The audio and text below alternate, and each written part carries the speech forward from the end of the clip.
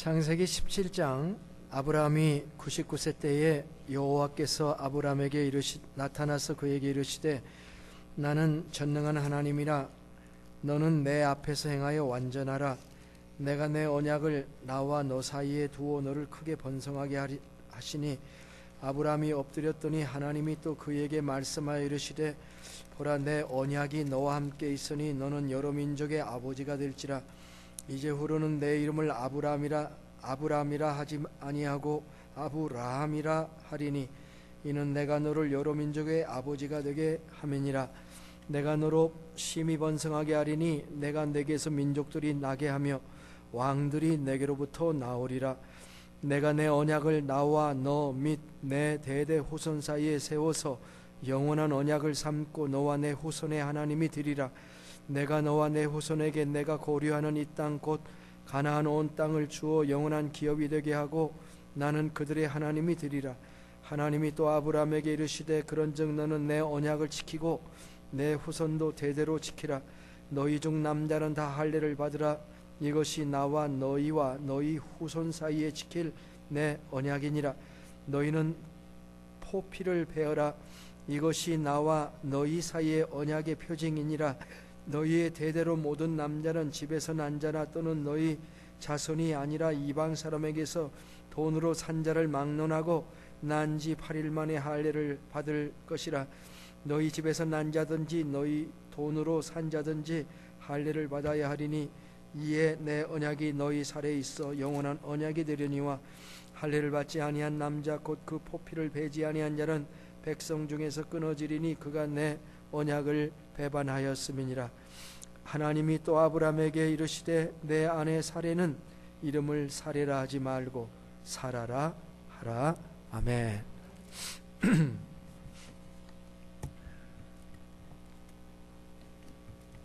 창세기 16장에서 17장으로 넘어왔습니다.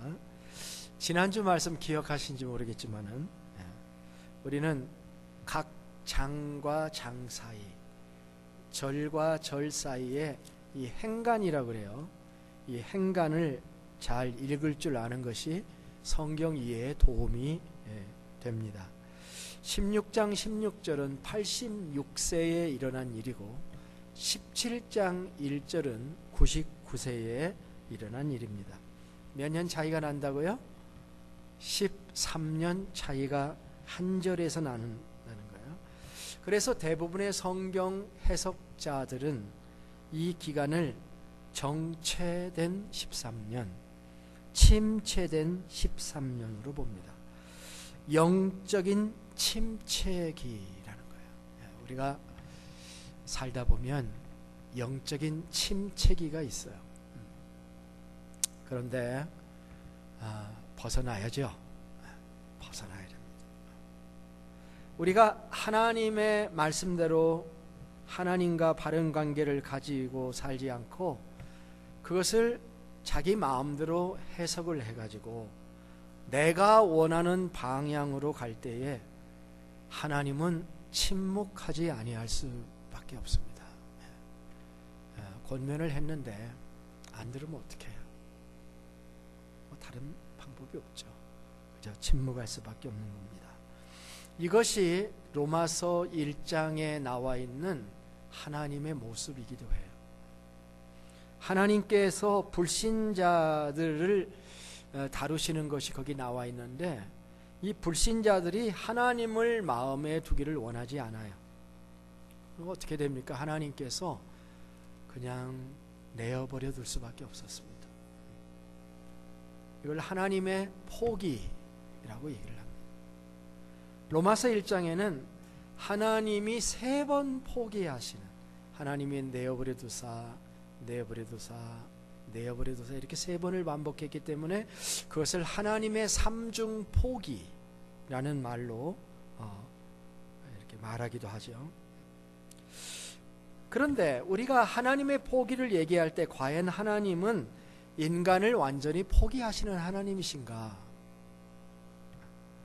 만일 하나님이 포기했다면 성경도 복음도 안 주셨겠죠. 성경은 그가 완전하게 포기하지 않은 증거를 우리에게 보여주는데, 그것이 바로 독생자 예수 그리스도를 우리에게 보내주신 거죠. 하나님은 절대로, 지금은 할 수 없어서 포기하지만 그렇다고 완전히 포기하시지 않는다. 그렇습니다. 하나님은 결코 포기하지 않으시는 하나님이십니다. 이것이 우리가 알아야 될 하나님의 다른 모습입니다. 부족한 아브라함에게 완전을 요구하시는 하나님을 우리는 오늘 살펴보려고 합니다. 이 이야기는 아브라함의 이야기이기도 하지만 우리의 이야기도 될 수가 있는 말씀입니다. 우리가 정말 이것을 제대로 깨닫는다면 우리의 생애가 달라질 수 있는 줄로 믿습니다. 하나님은 86세부터 가만히 계시더니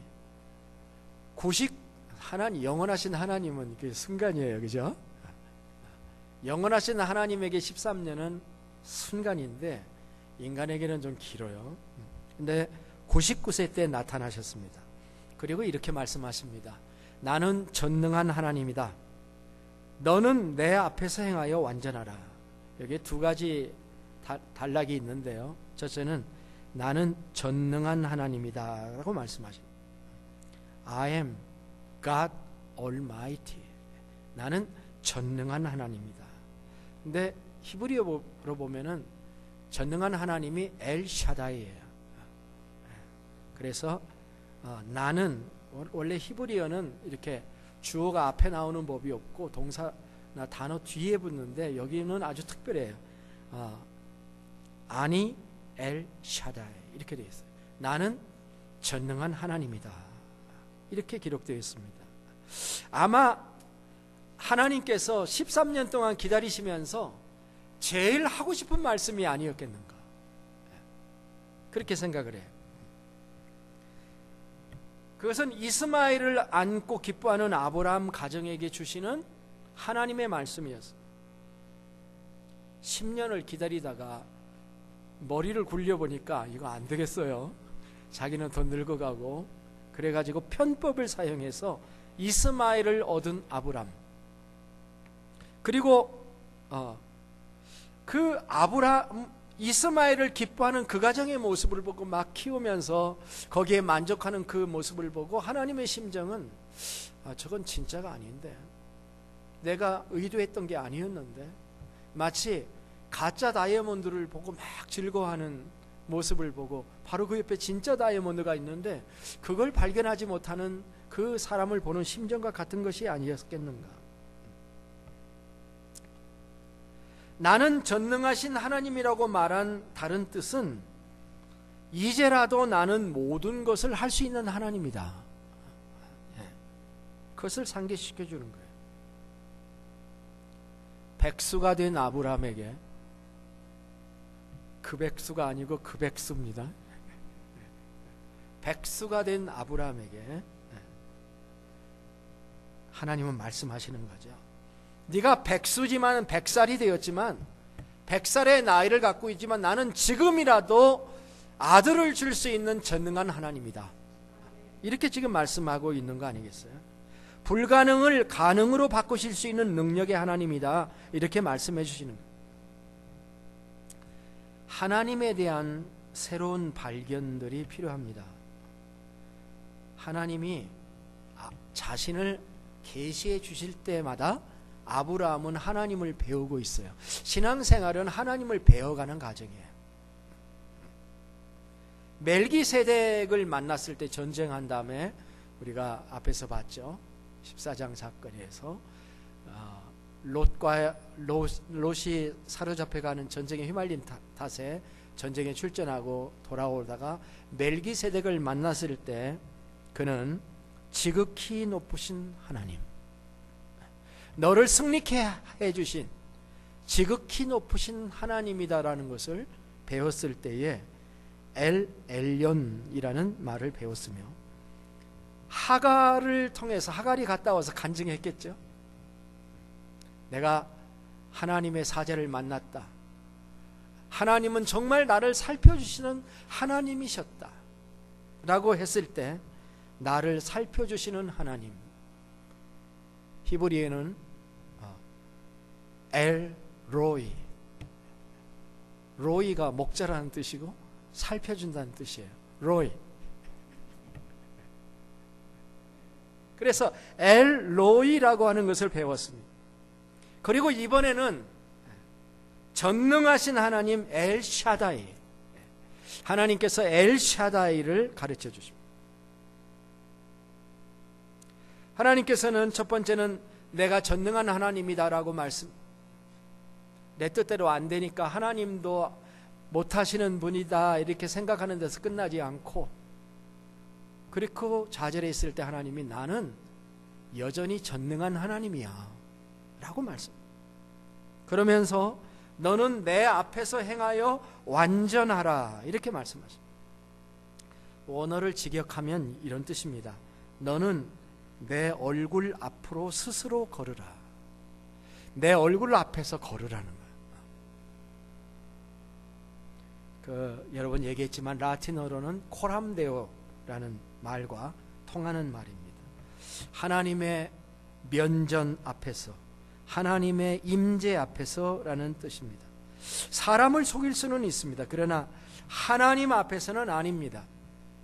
우리가 새벽에 열왕기 상하, 역대 상하를 한 장씩 계속 살펴보고 이제 에스라서로 넘어왔는데요. 그 수많은 왕들, 40명에 가까운 왕들을 두 번 얘기를 했으니까요. 역대하는 한 번 했으니까 한 60명 정도의 왕들을 한 사람씩 아침마다 본 셈인데요. 말하자면 반복해서. 근데 거기에 뭐가 나오고 있습니까? 그 왕들을 평가하는 기준이 어떻게 설명되어 있냐면 하나님 앞에서 정직하게 행했는가, 요걸 따지고 있어요. 항상 그게 역대기나 열왕기의 기록입니다. 하나님은 지금 아브라함에게 말씀합니다. 너는 내 앞에서 살고 있다는 것을 잊지 말아야 된다. 그리고 너는 그것을 의식하고 살기를 원한다. 너는 내 앞에서 행해서 완전하라. 여러분, 근데 이 말은요, 아브라함의 길을 죽이려고 하는 것일까요? 완전하라. 하나님께서 우리에게 완전하라고 말씀하실 때 어떤 느낌이 받습니까? 길을 죽이려고 하시는 걸까요? 아니면 오히려 힘을 내라는 말씀으로 들을 수 있을까요? 하나님이 모든 환경에서 바라다보고 계시다는 것을 말씀해 주는 것이지요. 그러니까 하나님을 바라다보고 하나님께 말씀드리고 하나님께 순종하고 하나님께 영광 돌리는 삶을 살게 된다면 그것이 어떤 결과를 가져올 것인가요? 그것이 우리를 완전한 길로 인도할 것입니다. 이제 두 가지 말씀을 연결해 보세요. 첫째는 나는 전능하신 하나님이라고 말씀하신 하나님이 또한 우리에게 내 앞에서 행해서 완전하라고 말씀하신다라고 하는 사실입니다. 부담이 오시나요? 너는 내 앞에서 행해서 완전하라. 부담이 팍팍 오시나요? 아니면 희망이 보이시나요? 저는 희망을 봐요. 전능하신 하나님이 도와주실 것 같은, 내가 전능한 하나님이니까 네가 전능한 게 아니고, 내가 전능한 하나님이니까 네가 내 앞에서 행해서 완전할 수 있다, 도와주겠다, 하나님의 의도를 읽을 수 있지 않겠습니까? 만일 그렇지 않다면 하나님의 전능하심이 우리에게 부담이 되는 거죠. 그러나 전능하신 하나님이 도와주신다면 그의 전능하심이 우리의 힘이 될 수가 있습니다. 하나님이 포기하지 않는 이상 우리도 포기할 수 없어요. 우리는 나에게 완전을 요구하시는 하나님이라고 하는 것을 좀 더 깊이 생각해 봐야 돼요. 좀 묵상해 봐야 돼요. 완전을 요구하시는 하나님을 우리는 묵상해 볼 필요가 있다고 생각합니다. 많은 사람들이요, 이 문제에 걸려 있어요. 특히 행위 구원을 신조로 하는 사람들은 오늘의 말씀이 엄청나게 걸려요. 왜냐하면 완전하라고 지금 요구하시는 거니까. 너는 완전해야 내가 구원한다. 이렇게 우리의 행위의 완전을 구원의 조건으로 그렇게 들릴 수가 있는 것입니다. 예를 들자면 몰몬 딜레마예요. 몰몬의 딜레마가 뭡니까? 그들의 딜레마는 완전한 삶을 살지 못한다는 데 있습니다. 완전하게 살아야 forgiveness, 용서도 주어지고 은혜도 주어지고 celestial kingdom, 해 왕국에 갈 수 있는데 그 왕국에 갈 만한 완전한 삶을 내가 살 수 없다는 생각 때문에 절망하게 되고 우울증에 걸리게 되고, 제가 얘기했죠? 유타가 우울증 처방제가 전국에서 가장 많이 팔리는 데라고. 왜 그렇게 된 줄 아세요? 완전 때문에 그래요. 완전 때문에. 그리고 잭 몰몬들이 그렇게 많은 이유가 뭐냐면 완전하려고 노력해 봤다가 다 기부업한 사람들이에요. 이게 현실입니다. 그런데 이 구절은 완전해야 천국에 간다라고 말씀하는 구원의 문제를 다루는 문제가 아니에요. 이미 15장 6절에서 믿음으로 의롭다함을 얻었어요. 그렇죠? 이거는 삶의 성숙과 신앙의 높은 경지에 들어가는 문제예요. 왜 들어가야 되냐면 하나님이 축복해 주려고 지금 그러는 거예요. 축복해 주려고. 따라서 긴장할 필요가 없습니다. 반대로 생각해야 됩니다. 반대로 생각. 하나님이 여전히 나를 포기하지 않고 기대하시는구나. 예? 그런 관점을 한번 생각해 보십시오. 아브라함 그는 이런 하나님의 기대를 받기에 정말 부족한 사람이 아닐 수 없어요. 믿음으로 의롭다함을 얻게 해주셨고 땅까지 준다고 약속해 주셨고 500년 후의 일까지 말씀해 주셨어요. 그런데 얼마 되지 않아서 인간적인 방법으로 첩을 얻어서 아들을 낳았습니다. 편법을 행했어요. 그래서 하나님과의 관계가 침묵 모드로 들어갔어요. 하나님 입장에서는요, 배신감을 느끼지 않을 수 없는 일이었을 겁니다. 그런데 그럼에도 불구하고 하나님은 기다리시다가 때가 되자 다시 찾아오셔서 말씀합니다. 어떤 타이밍이에요? 하나님이 찾아오신 타이밍은 완전히 좌절한 타이밍이에요. 아브라함은 더 이상 소망도 안 두고 있는 타이밍이에요. 그때 찾아오셨어요. 참 놀랍지 않습니까? 저만치 떨어져 있어요, 지금 하나님에게. 옛날의 믿음은 온데간데 없고 바로 그 아브라함에게 찾아오셔서 도전하시고 그 속에 있는 믿음의 불씨, 마음의 불씨를 다시 불 솟아오르게 해주시는 거예요. 너는 할 수 있다. 너는 할 수 있다. 그렇게 기대해 주시는 거죠. 이게 너의 믿음의 끝이 되어서는 안 된다. 그렇게 도전해 주고 계시는 겁니다. 이건 어떤 의미에서는 회개의 기회를 주시는 것이기도 해요. 지나간 날의 잘못을 회개하라는 하나님의 음성과 같은 것입니다. 네 잘못으로 기나긴 침묵의 시간을 보낸 것을 회개해라. 너 그렇게 고생 안 해도 되는데 왜 그렇게 자기를 학대하느냐? 왜 그렇게 절망하느냐?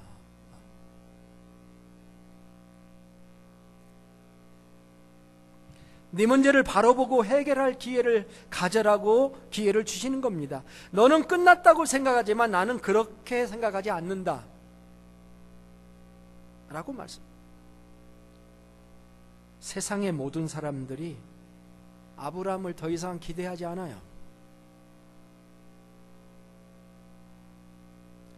아마 세상의 모든 사람들처럼 나도 때로는 나를 더 이상 기대하지 않고 나는 이런 사람이야 스스로 받아들이고 나는 그냥 여기에 머물러 있을래 그런 생각을 할 수도 있습니다. 그런데 하나님만 기대하십니다.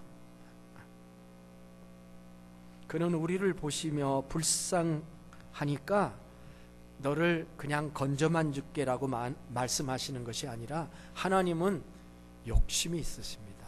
나를 완전하게 만들고 싶어 하십니다.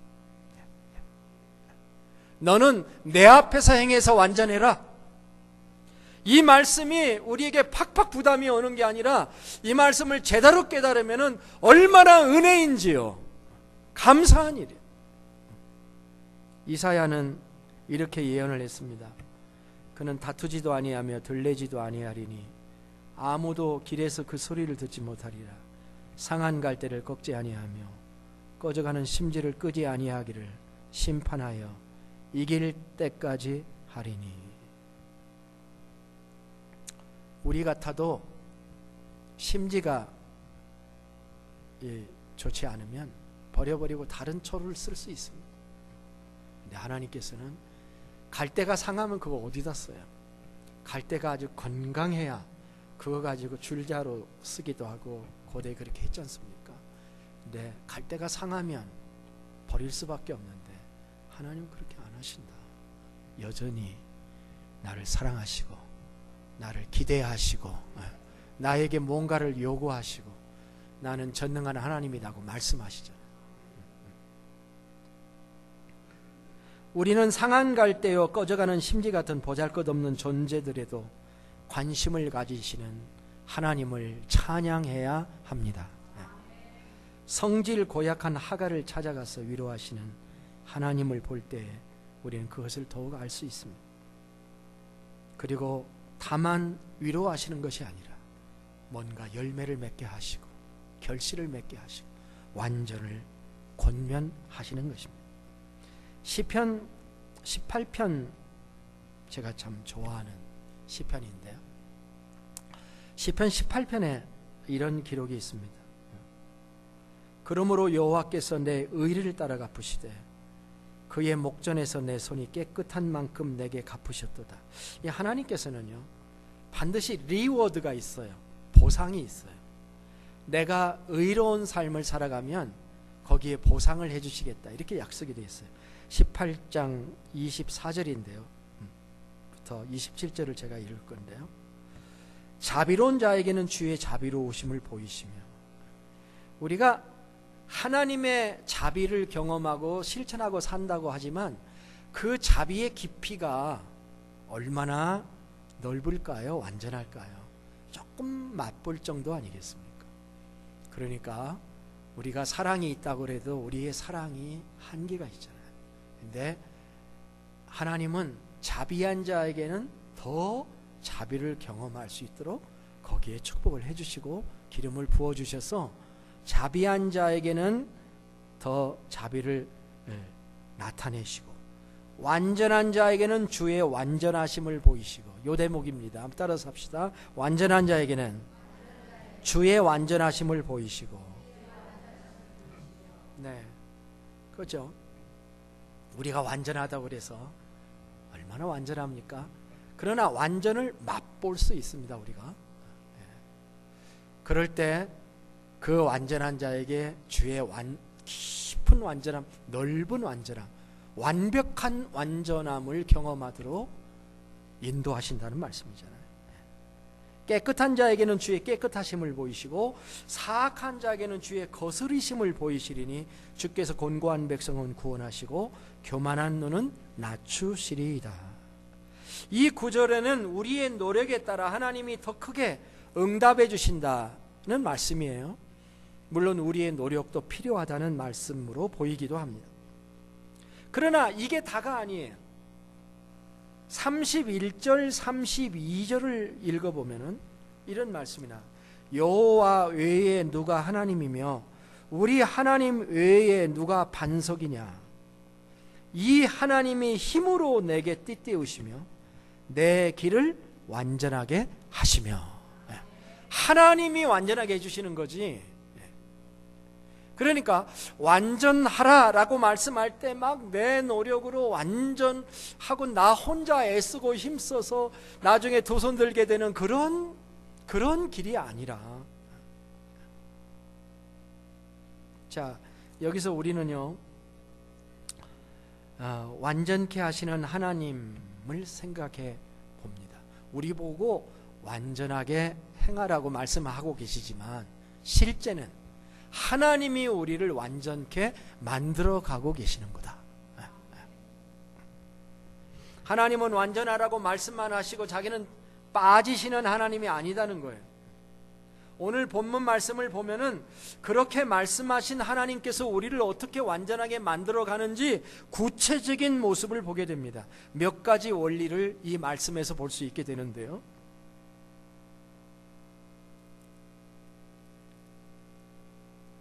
완전을 위해서 내가 해야 될 부분도 있겠지만 하나님이 하시는 게 더 큰데 그걸 보겠습니다. 첫째, 하나님은 완전에 대한 소망을 가지게 하십니다. 아브라함은요, 완전 같은 거는 꿈에도 생각하지 않고 살아요.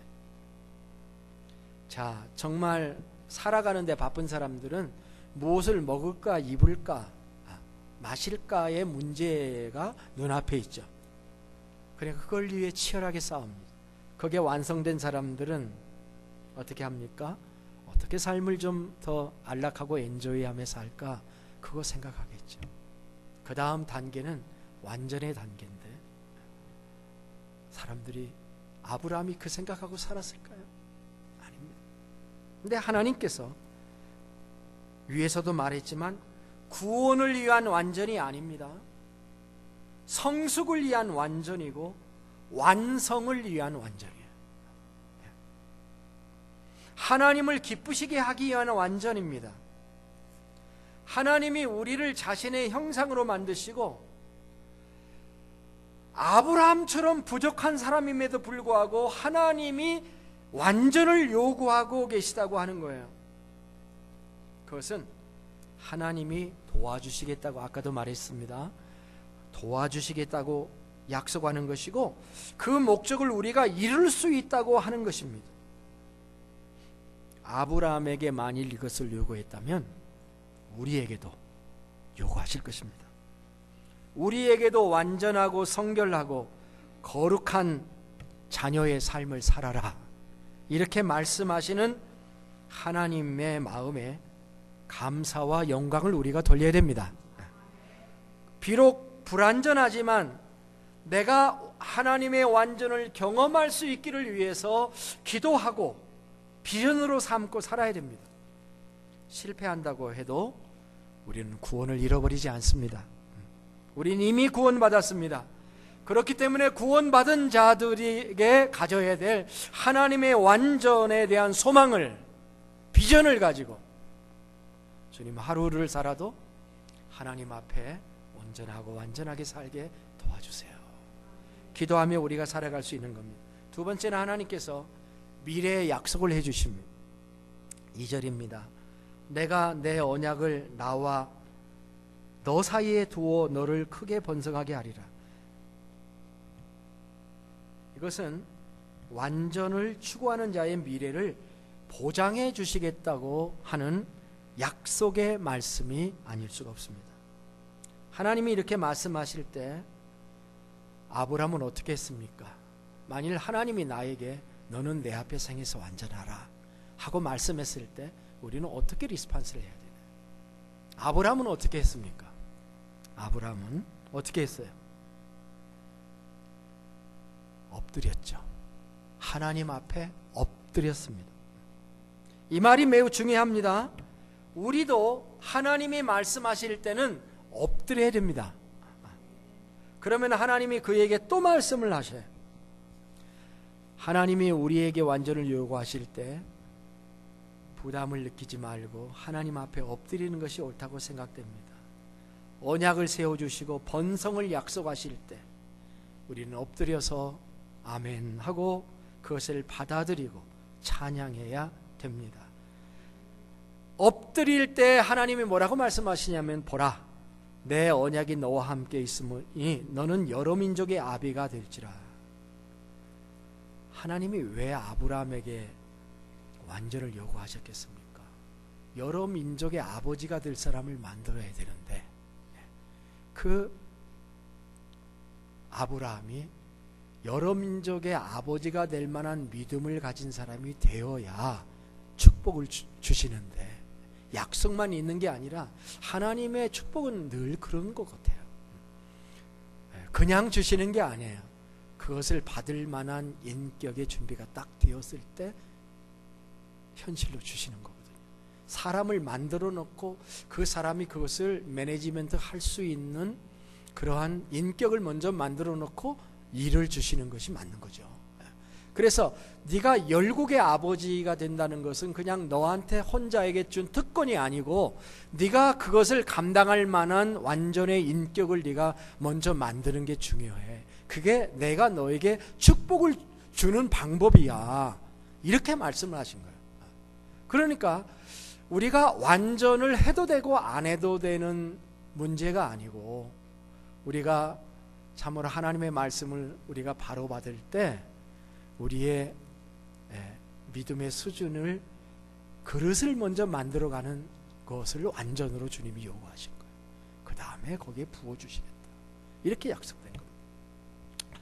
그 다음에 하나님께서는 뭐라고 말씀하시냐면은, 아직 이루어지지도 않았는데 하나님이 항상 걸음이 빨라요. 새 이름을 지어주십니다. 새 이름을. 이게 하나님의 방법이에요. 5절에 보니까, 이제 후로는 내 이름을 아브라함이라 하지 아니하고 아브라함이라 하리니. 또 15절에 보니까, 내 아내 사레는 이름을 사레라 하지 말고 사라라 하라.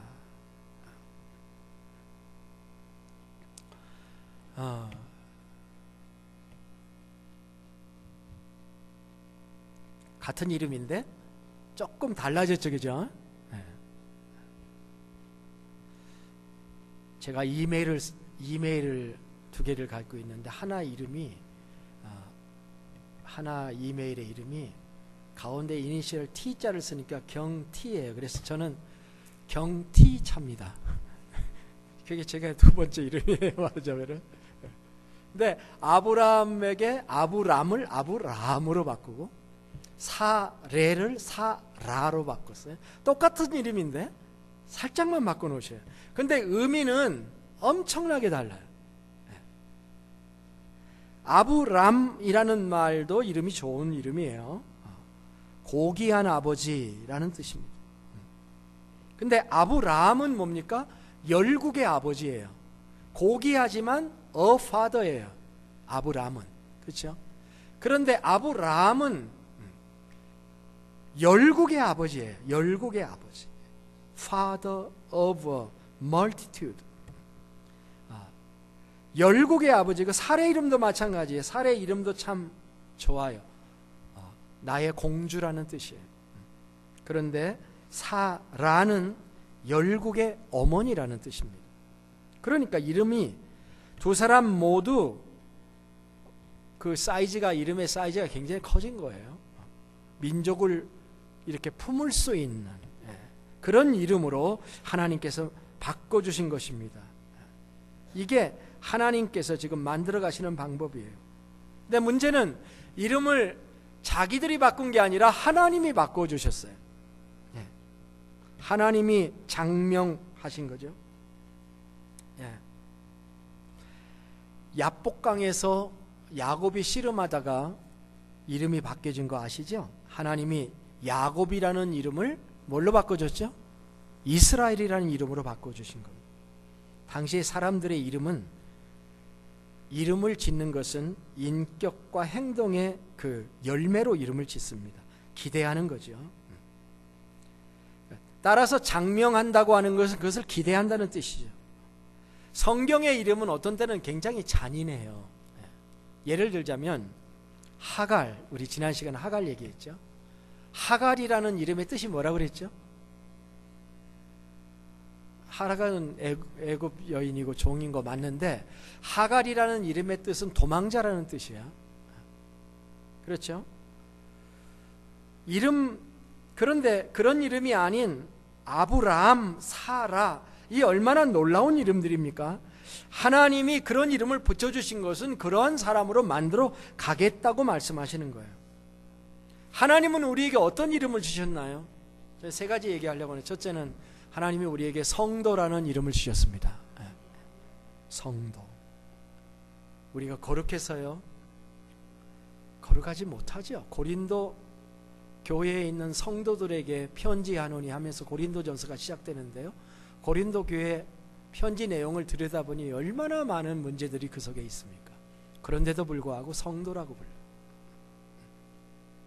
거룩하지 못한 존재이지만 거룩하게 하시고 거룩하게 만들어 가시겠다고 하는 하나님의 계획이 담겨져 있습니다.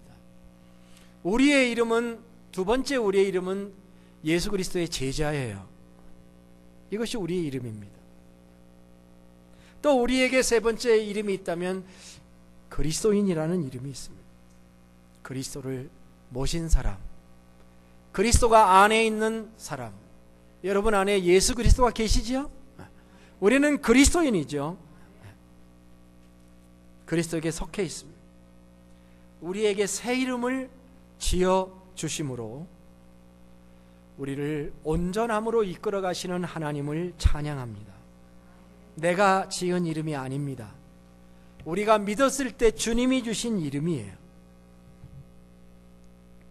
가끔 미국 사람들의 이름 속에 크리스찬이라는, 크리스찬슨, 크리스찬, 이런 이름들이 있을 때 저는 처음에는 신기해 했는데 그 다음에는 그 이름을 들을 때마다 그 이름 내 이름인데 하는 그런 생각을 한 적이 있습니다. 사실 성도라는 이름이나 제자라는 이름이나 그리스도인이라는 이름, 이 모든 것이 우리가 가지고 있는 이름이고 영광스러운 이름인 줄로 믿습니다.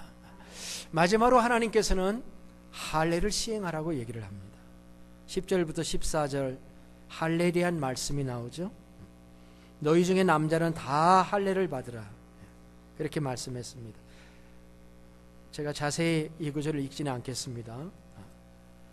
할례라고 하는 것은 남자의 성기에, 그 생식기에 표피를 자르는 것입니다. 언제 칼을 대냐면 난지 8일 만에. 이 난지 8일밖에 안 되는 이 갓난아이의 몸에다 칼을 대는 예식이니까 쉽지 않는 일이죠.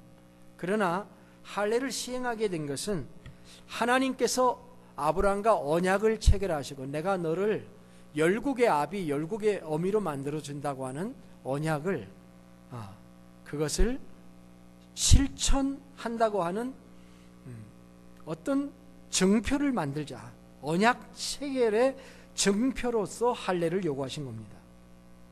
신체의 일부를 잘라내는 행위를 통해서, 옛날에 유대인들을 학살할 때 유대인인지 아닌지 분별할 때 그렇게 했다고 하지 않습니까? 유대인들의 특징이 매부리 코가 있어요. 코가 있습니다.